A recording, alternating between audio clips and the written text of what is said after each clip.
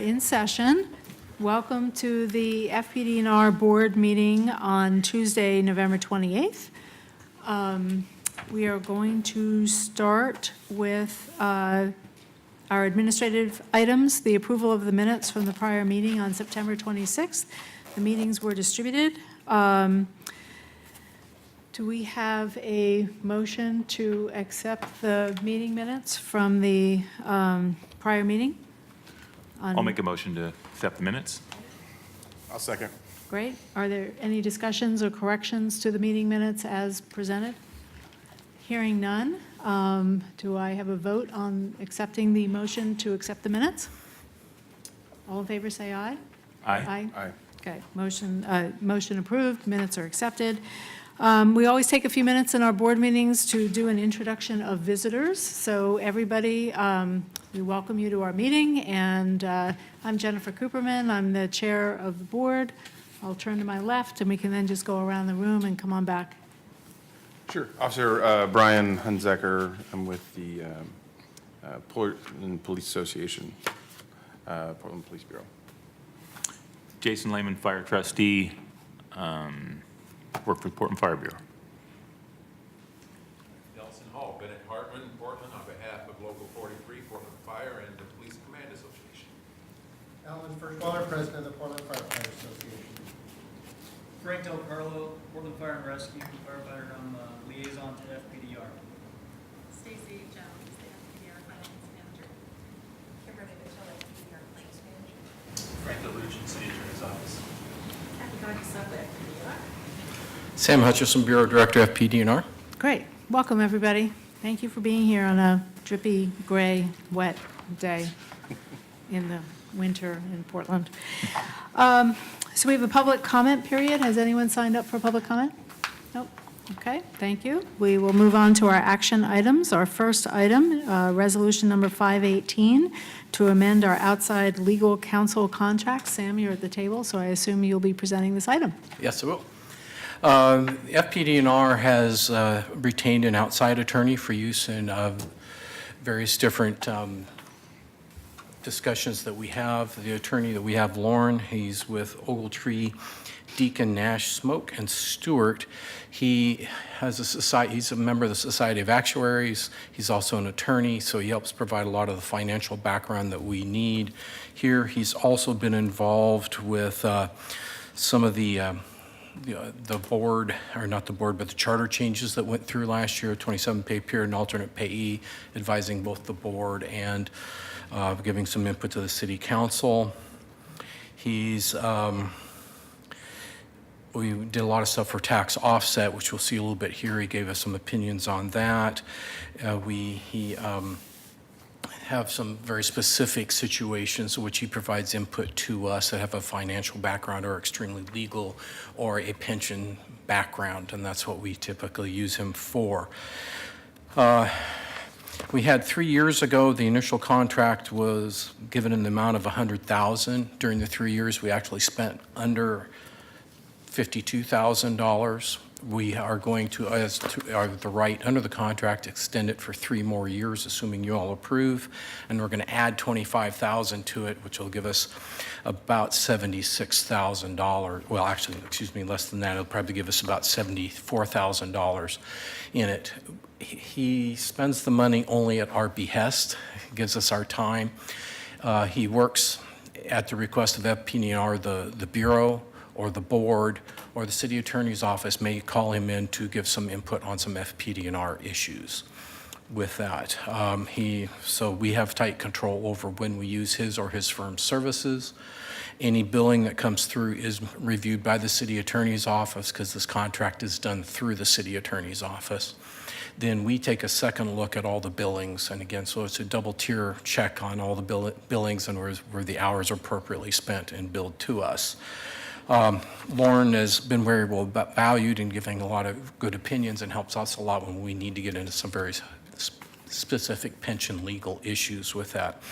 So we've, again, with your approval, we'll go ahead and extend this 3 more years, again, adding $25,000 to the original $100,000. So that's why you're seeing the $125,000 total 6-year contract amount. Any questions or discussion from the board? I had some questions about, should that be done after the motion was made during discussion, or would you like to talk about it now? Which comes first? Discussion before Okay. the motion. I had a couple Okay. questions.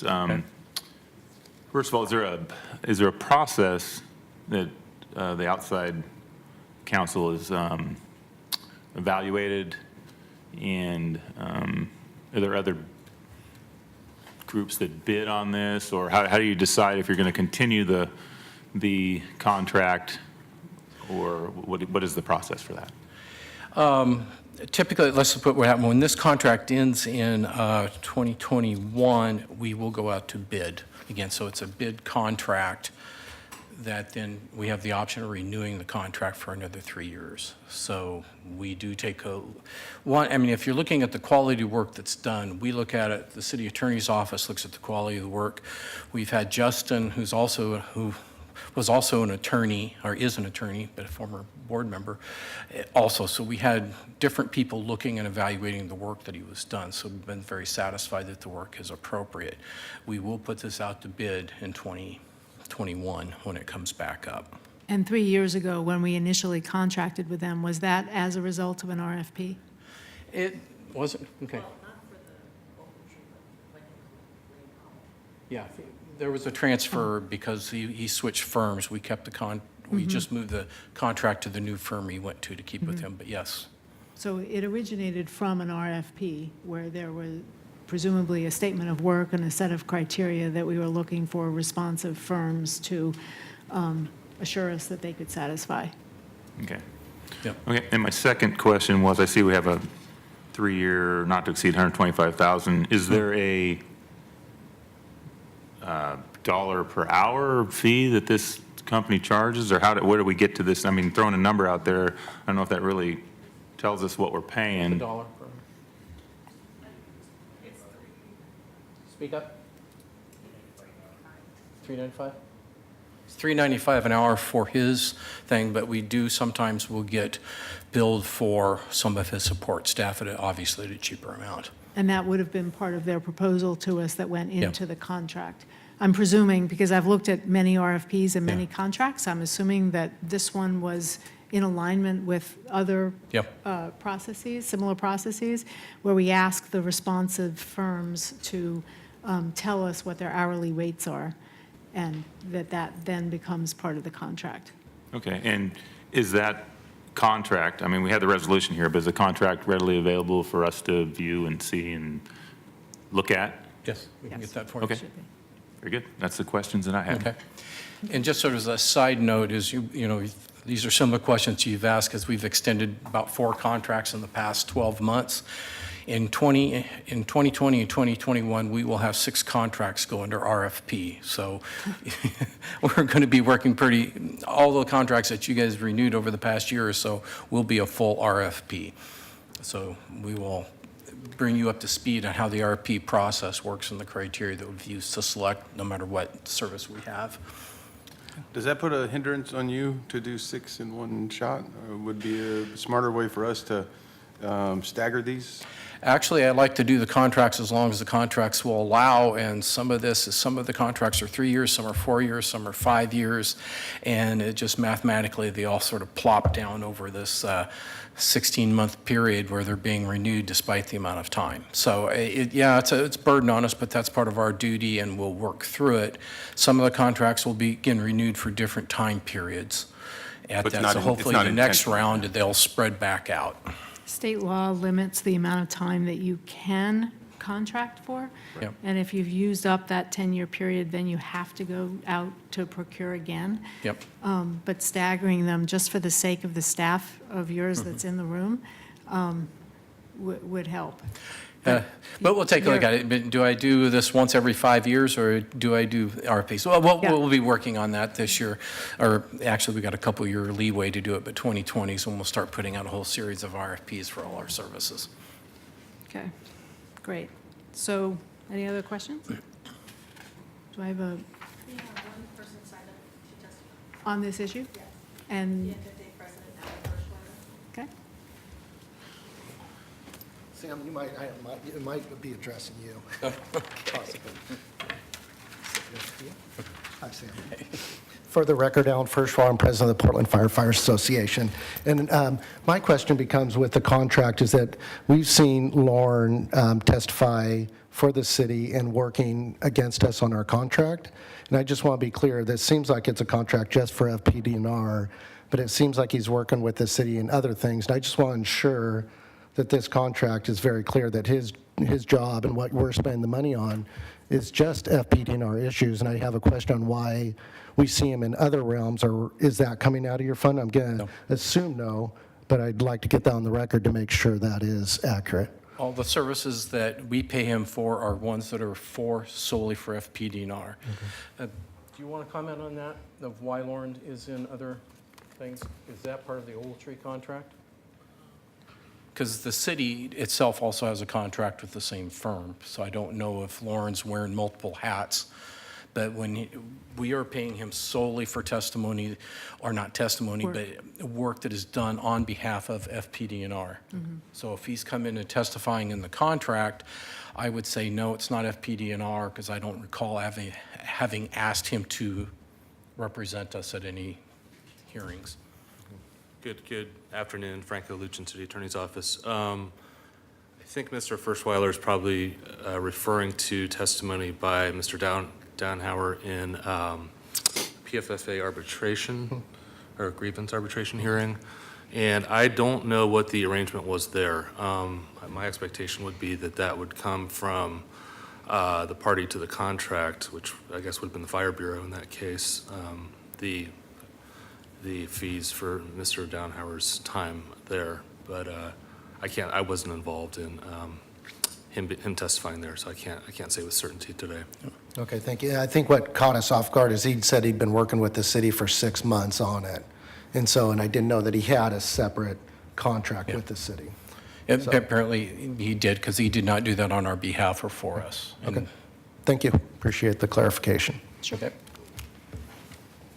Thanks, Franco. So if I heard that correctly, this attorney that we're potentially contracting with gives us advice on our rules, administrative rules and things of that effect, and also works for a firm that he partakes in litigation with, I guess, arbitrations against the rules? I don't know the role in which he took. He is, again, an actuarial expert with law, so he is sometimes consulted also in the city for that expertise. I don't believe he does litigation in that sense for the city. So this contract that is on the table here is just for his work for FPDNR, and it's very, there are bright lines about the work that he's being contracted for. Yeah. If he, as an expert, is brought in by other parts of the city, that would not be part of this contract. And I'm looking at city attorney here, I would imagine that there is a disclosure or conflict of interest process so that people can put on the record what their various interests and work is. Yes, and to be clear, and so that Trustee Hunsucker's clear, Lauren's role in that case would have not been as counsel, but as a witness called by one of the parties to the arbitration. A witness to the FPDNR rules, or a witness to information that he has gathered himself through just his own work? I don't know what the content of his testimony was, whether it was solely as an expert or if he was also as a fact witness. But either way, he was called as a witness, not as counsel. And I don't believe anything he testified to was about FPDNR. I personally don't like gray areas. I like to have delineated lines between interests. And so my thought is it possible that this gentleman that works for this company, in our contract, it can be spelled out that you are being contracted by us for this specific purpose? He does have that, because Right. that's what I'm saying is, but And are we you, prohibit. But if he's This is- called as a witness, Right, I understand that, We- but if we add something to the caveat of, if you're called, I don't know, you can answer this question for me. Can we restrict him being called as a witness and force the city to call someone else? Because I'm assuming there's other people that have the same information that he has. the issue, that I think one, litigation is one thing because you're hired by the city to litigate, but if you're brought in as a witness, anybody can bring anybody in as a witness, and if one side tried to restrict a witness from coming in, that would also be considered a negative. So,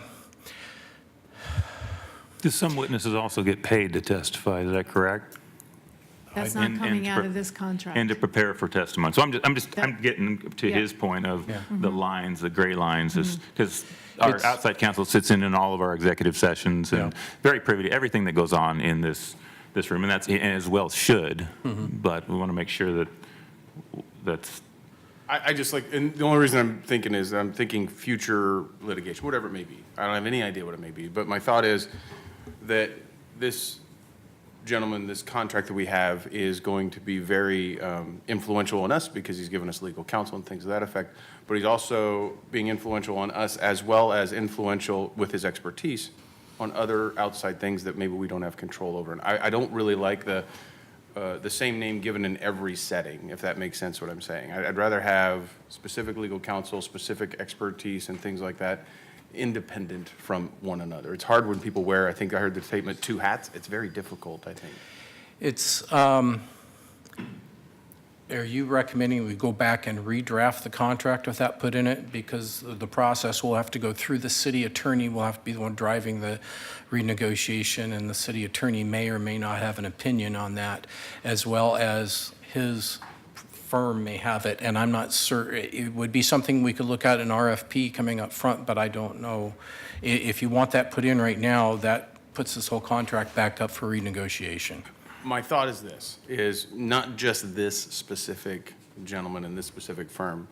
I think moving forward on every RFP that it sounds like we have coming up, I would like to make sure that the people that we're hiring for this are working solely for us and have our best interests at heart, and only us. I like that idea. I don't like it when they Only work for us, us. because we don't have enough business to keep an attorney Right, no, employed, I'm not but I saying mean, that. so- I'm just saying that there's enough attorneys in this town and/or in the Pacific But Northwest. it's only for us versus who's them that they can't work for.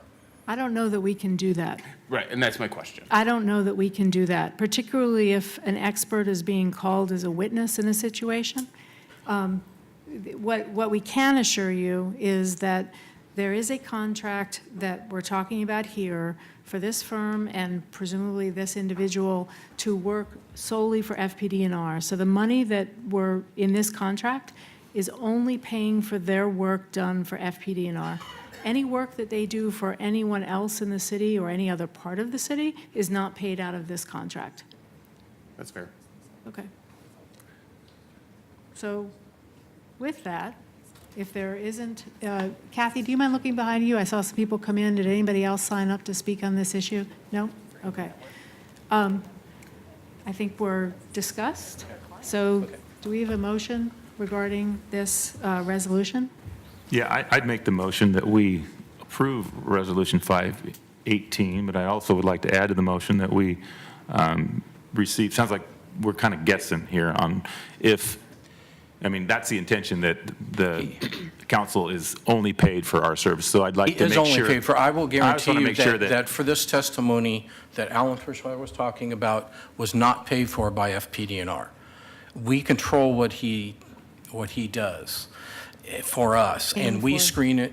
Franco's the first screen, my staff is the second screen, and we will not pay for anything that is not tied to FPDR. We will not pay for testimony, and we did not pay for anything for that. So I'm going to tell you that line is drawn, but as far as him representing somebody outside the city, I can't draw that line. Yeah, and that's not where I was getting at. I just wanted to make sure that,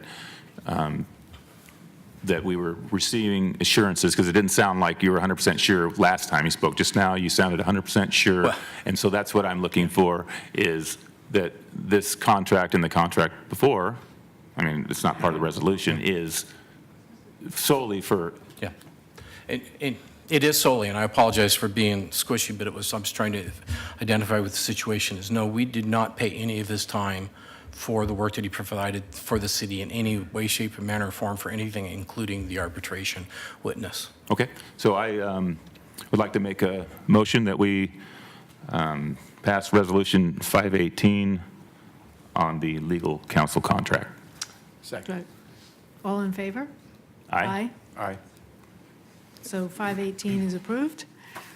And just another little thing, I think it would be some good opportunities as we go through the RFPs to bring you all up to speed to what the process is, and so you can see the type of stuff that we bring in, because Jason, I think you came on board after some of these contracts are first written, and you're asking some good questions, so that we will make, as we go through these, we'll make more of an educational process, as well as asking for your approval on the future contracts.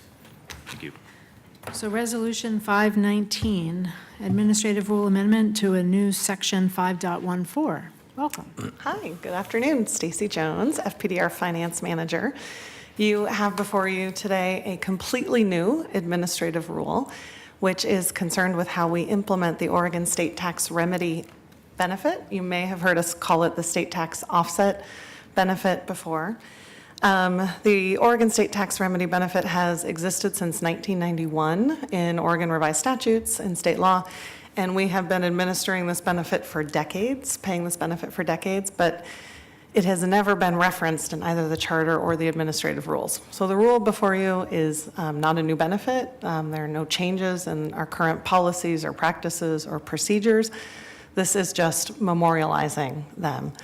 Last fall, Council adopted an ordinance to amend the charter to reference this benefit in the charter. So the benefit is now referred to in our actual legal plan document, which is, of course, ideal.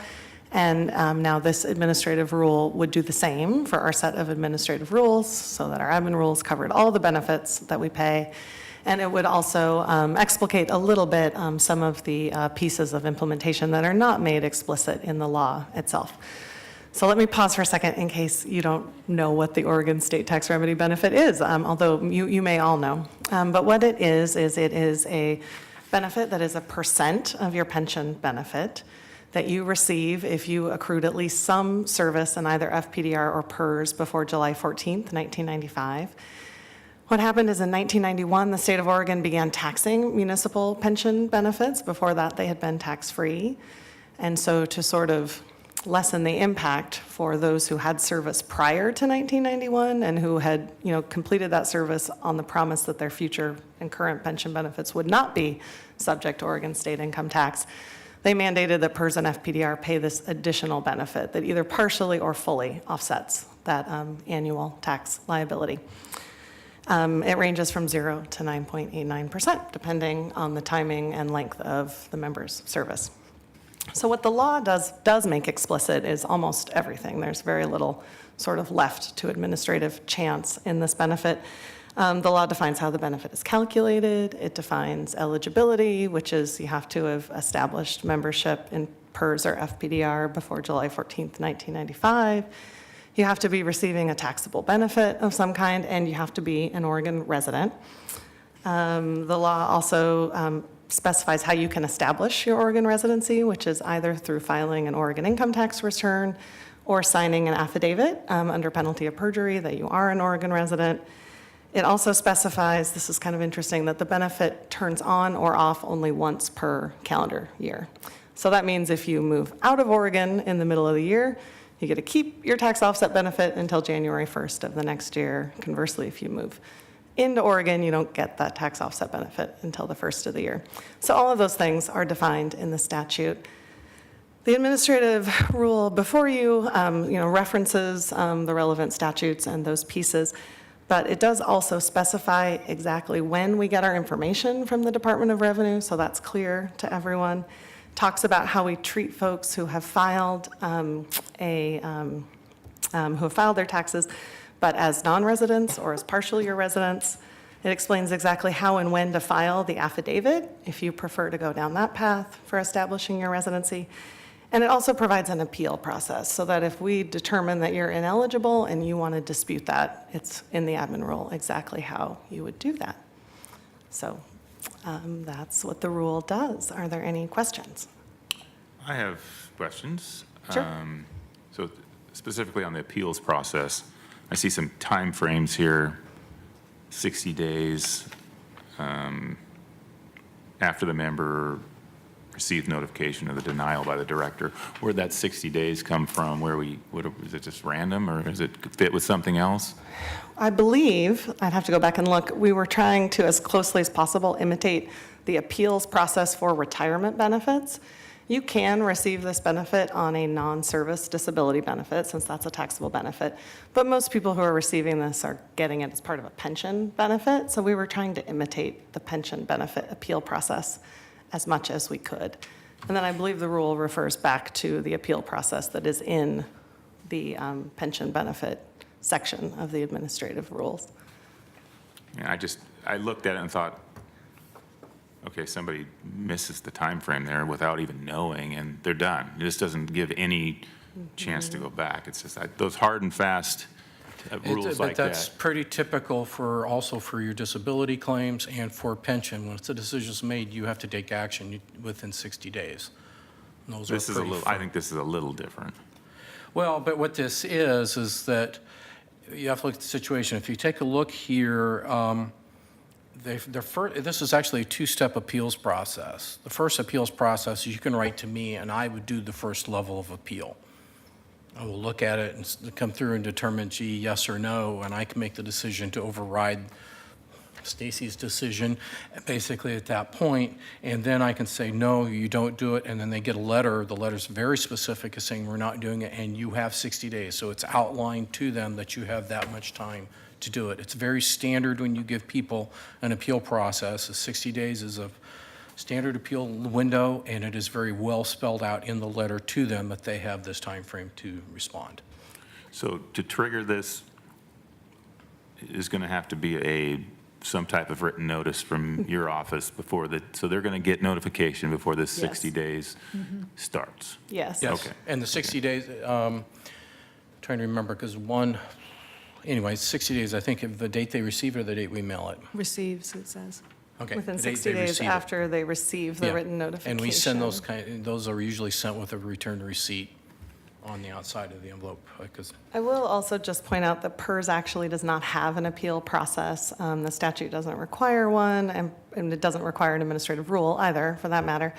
PERS does have an admin rule for the tax offset benefit, but it does not include an appeal process. So we are going kind of one step beyond it, at least where PERS goes, if that makes you And I feel think any better. PERS, are you going to receive notification from the state on tax filing? Yes, and there's a whole process that both PERS and Fpdr go through and that we've gone through for many years now, where we submit a file securely to Department of Revenue with all of our members and beneficiaries, and they send us a file back telling us, did they or did they not file a tax return for the preceding year?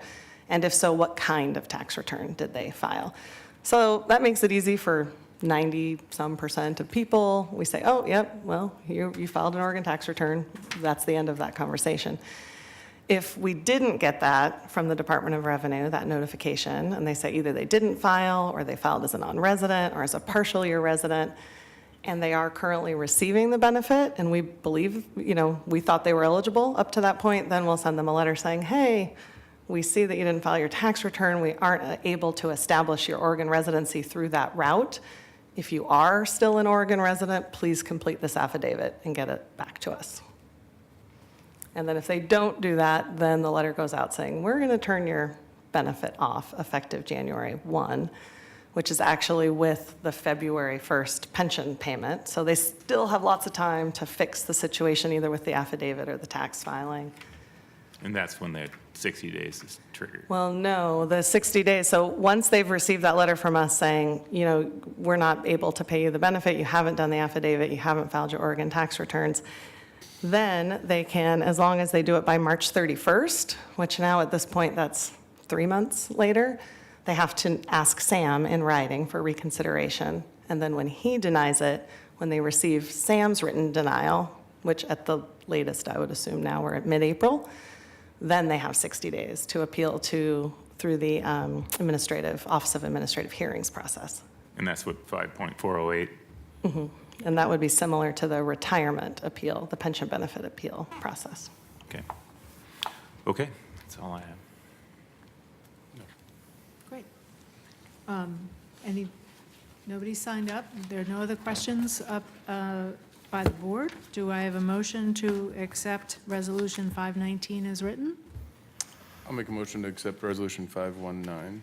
And second? Second? And all in favor, say aye. Aye. Aye. Great. 519 is approved. thank you. So So that dispenses with our action items. We now move into informational items. And Sam, you're still up. I'm still up. Okay, the first informational item are public records and public record requests. These were added to the Board of Trustees handbook. They had not been addressed before, and I don't believe we had spoken with this to the board. As you know, you are considered by Oregon state law to be a public official by this, so you are subject to all rules and laws of the state of Oregon as well as the city of Portland that covers public officials. One of the things that means is that the documents you produce as part of the board as a trustee are public records. We have them pretty specific. So I'll just read this. Public records include any writing that contains information relating to the conduct of public business, which in this case would be FPDR board.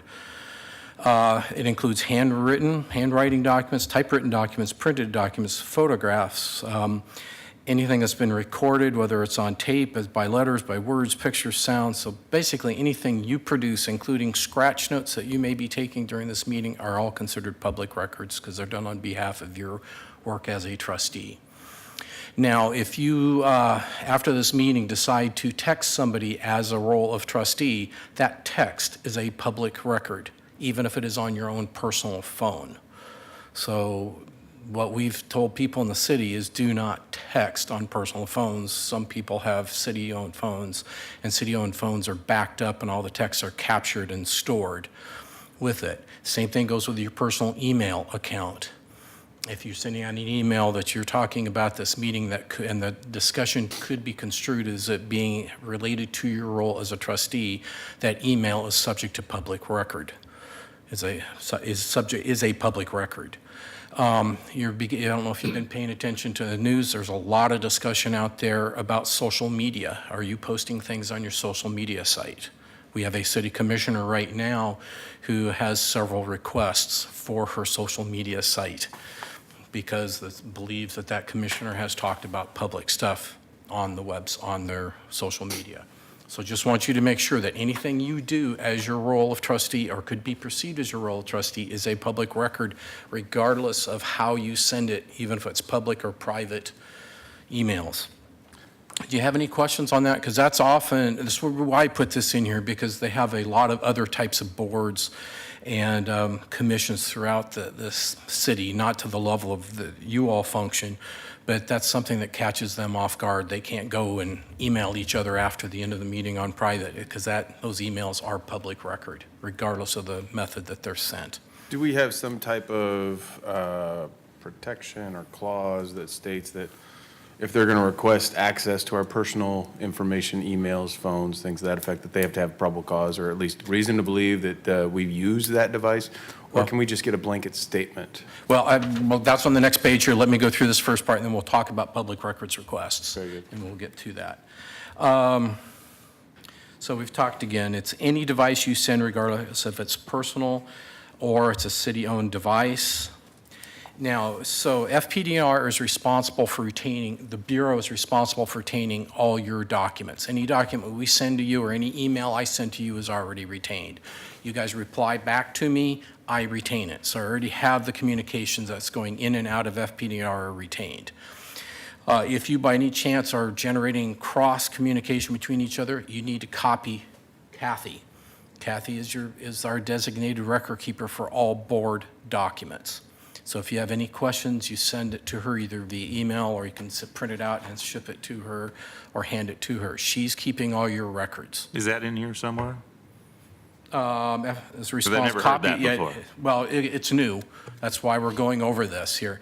Look at the last large paragraph on this page. It says, copy of all public records generated by the board or individual trustees should be sent to FPDR Senior Legal Assistant, which is Kathy. She'll retain the records in accordance with the FPDR record retention schedule. The reason why I'm bringing this to you, this is common for everybody in the city knows this, and I as a director, my stuff is kept in perpetuity. So I write something now and it will be here in 200 years. So we're very familiar with it. One of the things is that the city has asked that all boards be made aware of this because you are covered by the same rules that I am, because these are driven by state statute. Okay, so this isn't anything that we're making up for you. It's all by state statute.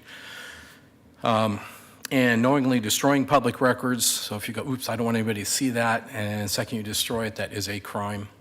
With that, just to let you know. And if you have any questions about, is this a public record? Should I be sending copies to you? You give Kathy a call, and she'll walk you through it. She is our public records guru for the FPDR Bureau. Does FPDR have any responsibility to provide us with communication tools? Since you don't provide us with anything, so we have to use our own stuff. So I'm just curious, if I'm sending some type of communication, I'm using my own. You don't give me anything else. Yeah. Are you using city email? Because city email is backed up regardless of the device that you Sometimes I do, but use. I don't have, You do- right now, on my day off when I'm being an Mo- FPDR I- trustee, I'm not at work using a city email. I go to work 24 hours on shift and I'm doing my job. And I'm not, so I don't have access to city computers, and I don't have a phone from the city. Yeah. So I'm just curious how Well, that- we can talk to that, and so Jennifer, maybe we can talk a little bit more about what to do, because we have the same issue with Catherine and Elizabeth. They are not city Yeah. employees, so how do they communicate with that? So it's a good question. We'll bring that up and And I discuss. don't want another phone. I'm just But if wondering. they're- Well, I carry 2 phones around because I don't want my personal phone to be, But if they're communicating, say, from a work email, and they're sending that email to Kathy or to you or to Stacy or somebody at FPDNR, it's caught by FPDNR. yeah. So, Yeah. So if you're communicating to or with FPDNR, we have a copy of your right. communication. It's this way. It's when you go That's- this way, or you guys, you have to be careful, because if you're wearing your Right. trustee hat and are communicating with somebody outside of wherever, you have to be careful, because some of those could be considered public communications. I'm just, because you guys do all your communication to me through my personal email. Yeah, and I keep a copy of everything you send me and I get from you, Yeah, so but you're that's you're my covered. personal email. Yeah. Yeah. And we have that, because both Catherine and Elizabeth, I think I'm using their work email, but that's not a city email. But I think the issue then would be if from your personal email as a trustee, you are communicating with members of the public or of the fire bureau or police bureau, anybody, that needs to be captured because that's a public record. Yeah, I understand this. I was just, And I'll give you a quick trick. If you're using your email and communicating with it, carbon copy Kathy. That's it, simple. We've now got record of your document, and we can go from there. Texting is the killer, and texting trips up people in the city, and posting stuff on social media, that has not been decided, and that's probably going to go up through the court system in the state to figure out how much of social media is considered public record and not.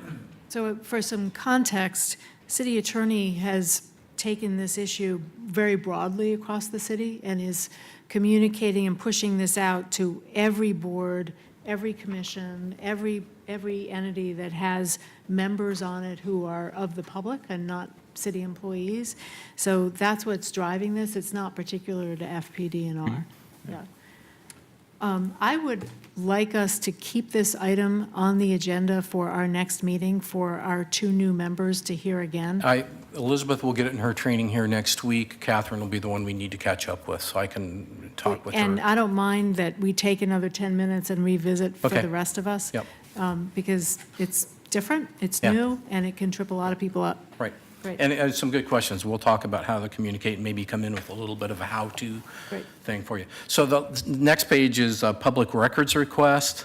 The public has a right to request a copy of any public record produced. And again, you saw what the front page gave you, the whole list of everything that's a public record. So when you all get a request, whether it's a person, it's an organization, news organization requests copies of FPDR, Board of Trustees records, or FPDR records, or Board of Trustees records, or your personal records, you should direct the record to the public website. So if they want a copy of all the meeting minutes, everything, just push them out to the website. That keeps you out of the loop, because that'll give them board agendas, meeting, board book material, budgets, other financial reports.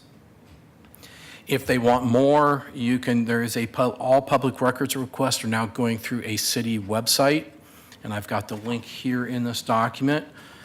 And they can go to the FPDR page under I Want To. There's that little underneath the pictures of the poll list I want to. One is a public record, they click there, can take them straight to it.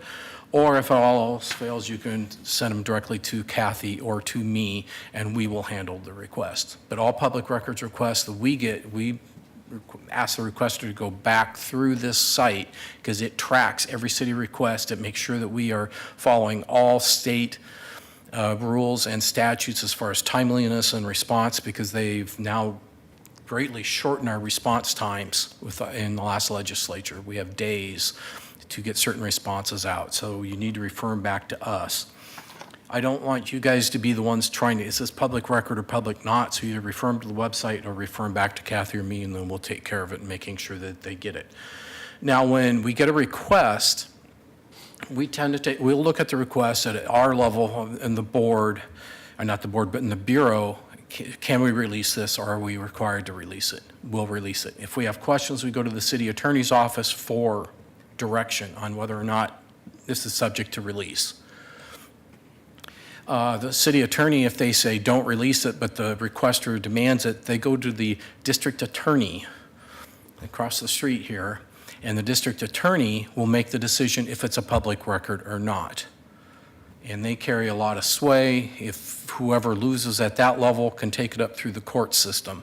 And it goes all the way. So that's the process of how it gets done. And I will tell you, the district attorney tends to be very favorable of the requester. They do not like to hide very much information. We had a request probably about 2004, 2005 that wanted tremendous amount of personal data on all our retirees and members. And we were forced to give it, and it was 6 inches thick of information. What was the basis of their request? My question, I guess, to clarify was, they find out, everybody knows we're trustees, I don't really care. Mm-hmm. And I know that my position is that occupation, I really don't care either, but we have people that may just do general requests for just no purpose whatsoever and do just general requests.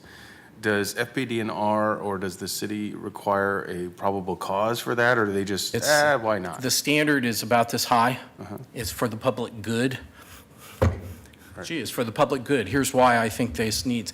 It's very easy to overcome that hurdle as to what it's valid for. We stop the fishing expeditions. Gee, I want this information.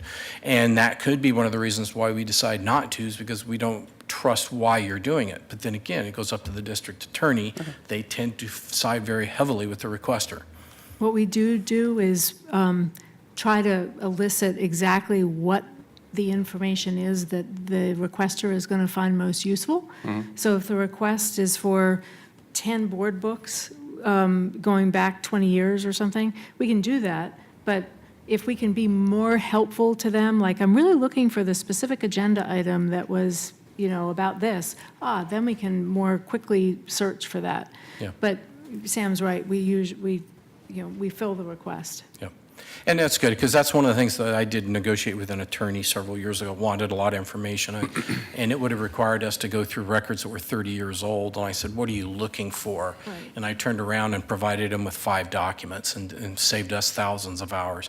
We can charge our time, but again, that's becoming an issue because there's the belief that the government jacks the price up so hard that they're dissuading somebody from requesting the documents. But we do have a right to say, estimate this is going to take 100 hours of time to go search for these documents and bill them at a certain hourly rate. But again, they can also challenge that too, and have been successful at times for challenging fees as excessive. But we're here, and again, we'll talk about it. So probably, like what Jennifer says, I'll let you guys digest this. We'll come back in and bring it up so you guys can think about it and talk with other people. Just the public's right to know. And I learned, I'll tell you one thing, is I tend to take notes in my book here, and I've got tons of them. These notes I have to keep in perpetuity, even if they're scratch notes, because these are a public record. I just learned that 2 months ago. So. And I've been on this job 4.5 years. So that's just telling you how much more intense it's becoming and how much even the legislature, it may take another run at it, not this season, but the next one is trying to even get more information available to the public. You as a bureau director, I think, have a different standard than the rest of us, I think. Does your calendar have to be public and all that? Yeah, my calendar has to be public. Well, technically, anybody's calendar can be requested, but they don't have to keep it for very long. I have to keep everything forever. Some of the material that you guys produce will be 2 years, some of it will be 5 years, depending upon what the nature of it is, but typically most of it that you would be using doesn't. The agendas and the board material, what is indefinite, we keep those forever. And the meeting minutes, obviously, but the other stuff. So we have it. I mean, we can share with you at one point what our big list of all the timeframes are of what kind of documents we have to keep and how long we have to keep them. Thank you. Okay. Item 2, financial audit. Stacy's back. I'm back. So in your board books, our FPDR's independently audited financial statements for the fiscal year 2016-2017. So that's the fiscal year that started July 1, 2016 and ended June 30, 2017. I think this is the soonest that it's been available, and I'm sure you're all dying to read it. But charter does require us to publish a separate independently audited set of financial statements every year, separate from the city's comprehensive annual financial report. So that's what this is. We are part of the city's CAFR as well, because we are reported as a blended component unit of the city. So you can find us in the city's CAFR as well, but this is our own set of separate statements with a lot more information about FPDR. What you need to know is that Moss Adams is the external firm that audited our statements, and we got a squeaky clean bill of health, no findings, no recommendations for improvements. All of our internal procedures are up to snuff. I'm sure you want to read every page, but there are 2 reports from the auditors in here. The first report is on page 1 and 2, and that's the actual opinion. And then the last 2 pages, pages 58 and 59, I believe, are the report on internal controls. It is mostly boilerplate language in there, but I can point you to the key statements if you want, where they say that there are no findings and that they find everything to meet their standards. If you want to see kind of the highlights of the year in terms of the financial statements, you can look at the management discussion and analysis, which is written by me on pages 3 through 9. And then there are just a whole bunch of I think, really interesting charts and tables at the end, if anyone is interested. Are there any questions about the audit? Does Moss Adams usually talk about this one, or is that? They come to City Council to talk about the CAFR, because they also audit the CAFR, and they never have, at least while I've been here, come and talk to the board. But if there is interest in that, I'm sure they would be happy to do that. No, I just remember Milliman comes and talks about their reports, and I just couldn't remember if Yeah. they came, because I did read it, and a lot of interesting stuff, a lot of great news on the levy. $1.10 thousand, great, going down, real market value is going up, Yep. so which all bodes well for our fund. Yeah, RMV, we just got the numbers in for this last fiscal year's growth, and it's almost 15%. And that's following a year with 17% growth in RMV. So, yeah, really dramatic growth in real market value. Great, thank you. Thank you. So no items for the FPDR update. I do have some items, I Oh. just didn't put any handout Okay. in there. Just a couple quick updates on some things happening. I've talked about this a couple times. We have our continuity of operations plan, basically our disaster planning. And we did an interesting test here a few weeks ago, and that was actually move off-site for a couple days. We rotated staff through. It's just an attempt to see, could we go off-site and could we continue to function?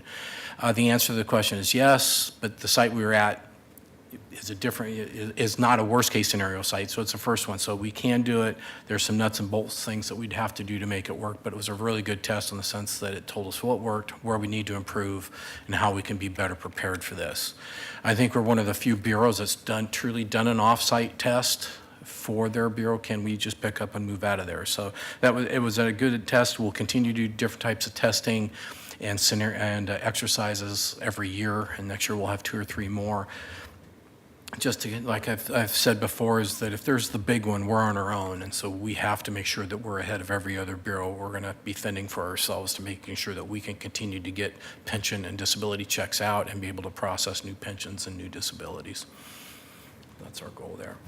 Another thing that we're in the process of doing, Stacy's team's doing a great job on this, is, you know, the PFFA labor agreement is in arbitration, but no matter which way it goes, we're going to end up having to pay some retroactive increases to some people that have FPDR2 pensions, as well as FPDR1 pensions, and some people that are receiving disability benefits.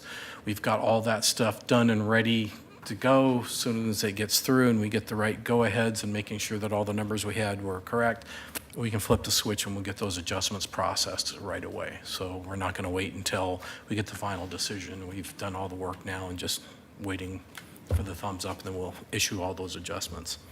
A question on that. So there's retro payments for the retirees. Yep. Are there retro payments for members who are on disability during the time that the contract was in Yes. limbo? So we're going back to July 1 of 2016. So anybody who'd received a disability benefit from PFFA will get a retro increase, which means we'll have to do some calculations to the disability Okay, thank you. to do that. And that goes the same thing with FPDR2 pensions, that people that retired in FPDR2 from July 1 of 16 to the present, they'll get some adjustments. And all FPDR1 people, because their COLA, it matches the increase in the contract. They don't get a COLA as such. Every time the contract increases the minimum, or the first-class firefighter, they get an increase. So we'll go back in and calculate that, or we already have done that, and we'll just throw the switch and they'll get their adjustment. And get their, They get a retro check too? yeah, FPNR 1? yeah. Okay, Because great. it all goes back to July 1 of 16. Great, thank you. Okay, and then to jump to the next one, 4, which is the proposed schedule for next year. So for the January one, we won't be doing the financial audit results because Stacy just gave that to you. We've typically done it in January, but this year it was done earlier, so we shared it with you here. The dates are, as you can see, we're scheduled for every other month, but we have it at the board's discretion for the off months, just in case there's anything that you want to or that we have to meet at. We have those times set aside. March, we've moved it up 1 week. Instead of the 4th Tuesday, it's the 3rd, simply so it doesn't clash with the City of Portland spring break. We've done that historically through. November, it's the same thing next year. It occurs, the board meeting occurs the week after Thanksgiving, so we're not adjusting it. Typically in the past, if it's been the week of Thanksgiving, we move it to the week ahead. And December has no meeting at all, not even a discretionary meeting. But again, if Jennifer wants to call one, she can with that. Can I ask you a question? Because it always comes up, the benefit adjustment. Yep. Is the board working on anything, or are we expecting to do the same thing we've done, as a recommendation, the same thing we've done in the past? Or? We're going to bring you, we have a recommendation for you that we're hoping to help make this a smoother process going in the future years. So Like we're they did putting last together year. the recommendation. So I'm not certain. I mean, what so you're we've saying. done the same thing. We had a blended rate the last 2 years that, Well, and I what- haven't seen anything change in the legislature or anything outside of that. So I was assuming we would probably be hearing the same recommendation from the fund, but I Most just want to likely know you if you will were hear the working on same anything. recommendation, and we're going to be looking to probably how to streamline this process going forward Okay. with you, Good. with that. So yes, I It was mostly about the benefit adjustment so the Yeah. retirees can be prepared for, and are they going to Yeah. be prepared for a fight? Are they going to be prepared for some surprise? Or is our intention will probably be going down the same path for this Our next year? recommendation will be going down the same path, but again, we're going to make also another recommendation how to streamline this whole discussion going Okay. forward. Good. And if you notice, we have it for 2 meetings. I think it's been a few years that we've had to take 2 meetings. I think it was when the legislature was making changes that stretched across 2 board meetings because there was a lot of information to be had. I doubt it's going to, but I'm just going to put it on for this year just in case there's a follow-up to that. And there is one thing happening, and it won't be on your calendar, but both Brian and Jason, your terms are up at the end of next year, so we will start the election process in October, and it's spelled out in detail in the rules. And it's calendar year appointments? You said next year. You mean at the end of 2018? Yeah. Or the end of the fiscal year? December 31st, 2018 is your last day. And so, and we will start in October for the election process, and if you want to nominate yourselves to continue, you can, or pass the torch to somebody else, you can. I hope, yeah. And again, we'll talk a little bit more when it comes down later in the year what that whole process is. Fine. And for item 5, future meeting item, we just talked about that. And then Stacy's back up for the last page. I just keep walking back and forth. So you have the board expenditure, I'm sorry, not the board expenditure, the fund expenditure report in front of you. I'm happy to answer any questions, but everything is kind of as expected. The one exception is Fpdr 3 pension contributions. So those are the PERS contributions that we pay on behalf of Fpdr 3 members are a little lower than you would expect at this time of year because police didn't bill us for their first quarter until just a few weeks ago, so they aren't part of this reporting period, which is showing year-to-date through the close of October. So that happens. Sometimes they get busy and it slips by a month, but we do have it now. But everything is trending as we predicted in our cash flow and our budget models. And it is kind of interesting to know when you think about tax anticipation notes and what we do with that money. If you look under revenues, and for you non-finance folks, this is always confusing to people that revenues show up as negative numbers. That's how it's done in the financial system. But you'll see that we only have about $850,000 in taxes at the close of October. So that's why we're living on our tan money. But by the end of this month, we should have a good $50 million in the bank because November is when it starts flowing in. Wish I could say the same for my own bank account, but Goes anyway. the other way. Yeah, it goes out. Are there any questions about the expenses of the last couple of months? No? Thank you. I do have one more thing before we close the meeting. Yeah. Did we go to the order or something? Go Everything else? right ahead, unless, Kathy, any other comment? Okay, sure. And Sam knows, I sent him an email the other day because the board materials online were not online, and then I received this, I forget what day I got it. I had some dental work last week, so I had time to sit and read the financial reports. I was wondering if there's any way we can get this stuff out, not only to the board members, but to the public, maybe another week in advance, because sometimes these are pretty in-depth and there's really not a lot of time to go through it. And sometimes you'll find some trepidation from myself and maybe some other people up here as we go through this, because I really haven't had time to look through it. And if I had more time to ask questions, maybe through an email or studying it and learning it and being able to find some of my own questions out myself, I don't have to bother you at the meeting because I get my question answered. So if we could get some of this stuff out a little bit earlier, I would really appreciate it. I know I'm putting work on somebody else, but I think it would make things I'll explore with my easy. staff how we can get some of this stuff out earlier when we can, post it for you. Okay. Great. I really Now, appreciate are it. you advocating posting to you earlier or posting it for public viewing earlier? Well, I think if it's available for us and it's public information, I don't know why we wouldn't just put it on the website, because it's public information. I mean, I'm just not doing it. That's probably a little more problematic of how to put bits and pieces of the board book out there for the public if we don't publish it all at once, but that'd be something for us to work out. PERS website does, I happen to think, a really nice job of, at least a couple weeks before the board meeting, they post a link to one big PDF. Yeah, well, that's what we have all out of these- here. So we have a link, one PDF, if we get the link working, and I apologize for the link not working this time. But when we send it out publicly, we do have a link out there. It's all this whole board book is in there, one giant PDF. I think what you're asking for, can we get this earlier? And I'll look with my staff to see what we can do with it. Yeah, it would make it easier for me, and I think that people that come and testify, they would have time to Okay. take a look and maybe answer some of their own questions. Okay. Thank you. Great. Thank you very much, everyone. Appreciate your time. We are adjourned.